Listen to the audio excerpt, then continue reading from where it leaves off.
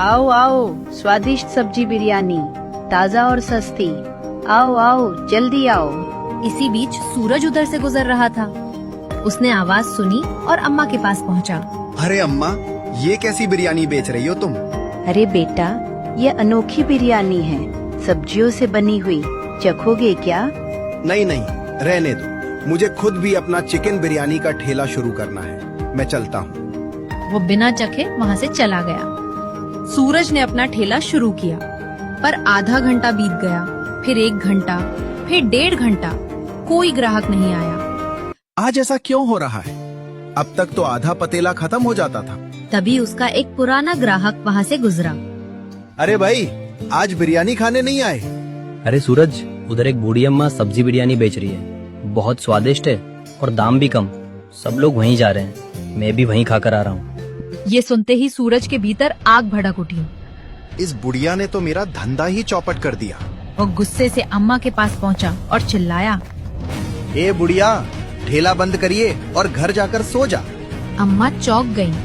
क्या हुआ बेटा, ऐसा क्यों बोल रहे हो? जो कहा है वही कर। अगर कल यहाँ दिखी ना तो इस गांव से भगा दूंगा।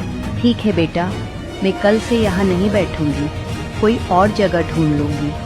सूरज कुछ नहीं बोला और गुस्से में वहाँ से चला गया। सूरज के मन में भी एक तूफान उठ रहा था। क्या सब्जी बिरयानी उसे अपनी माँ की सच्चाई से दूर कर देगी? अगले दिन सूरज दिल में उमंग और आंखों में चमक लिए मुखिया जी के घर पहुंचा। मुखिया जी, अब अपना वादा पूरा कीजिए। बताइए, मेरी माँ कौन है? मुखिया जी ने गहरी सांस ली। सूरज, तुम बहुत नेक इंसान हो। मुझे तुम पर गर्व है। तुमने मेरे पास इतने वर्षों तक बिना किसी लालच के काम किया। अब समय आ गया है कि तुम अपने असली परिवार के साथ रहो।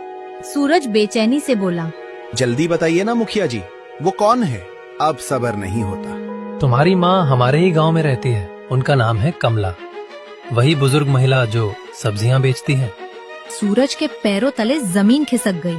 कमला अम्मा, मैंने कल ही तो उनसे बदतमीजी की थी। उसकी आंखों में आंसू भर आए। धन्यवाद मुखिया जी, आपका बहुत बहुत शुक्रिया। कहते हुए वो दौड़ पड़ा।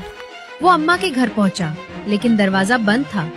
उसे लगा माँ बिरयानी बेचने गई होगी। वो उनके ठिकाने पर भागा, पर वहाँ भी नहीं मिली। बेचैनी बढ़ रही थी। तभी एक औरत सब्जी लिए जा रही थी। बहन, ये सब्जियां किससे ली? ये तो मैं कमला अम्मा से खरीद कर लाई हूँ। सूरज बिजली की तरह दौड़ पड़ा। उसने देखा अम्मा अपनी टोकरी के साथ बैठी थी। माँ, अम्मा चौंक गई। क्या कहा बेटा, क्या कहा तुमने? माँ, मुझे माफ कर दो। मैं तुम्हारा ही बेटा हूँ, तुम्हारा चिंटू। अम्मा की आंखों से आंसू झरने लगे। सच? तू ही मेरा चिंटू है? मुझे लगा था वो खो गया। सूरज ने सब कुछ बता दिया। कैसे मुखिया ने उसे पाला, कैसे वो रोज माँ से मिलता था पर पहचान नहीं पाया। बेटा, भगवान ने तुझे आखिर लौटा दिया। माँ, आज से हम दोनों साथ रहेंगे और कल से हम दोनों मिलकर सब्जी बिरयानी बेचेंगे। तुम बनाओगी, मैं ठेला चलाऊंगा। अरे वाह, मेरा बेटा अब सब्जी बिरयानी बेचेगा। माँ, सब्जी बिरयानी ने ही तो मुझे तुमसे मिलवाया है। उस दिन के बाद गांव में एक नया ठेला लगा। कमला अम्मा और उनके बेटे सूरज की सब्जी बिरयानी, प्यार का असली स्वाद।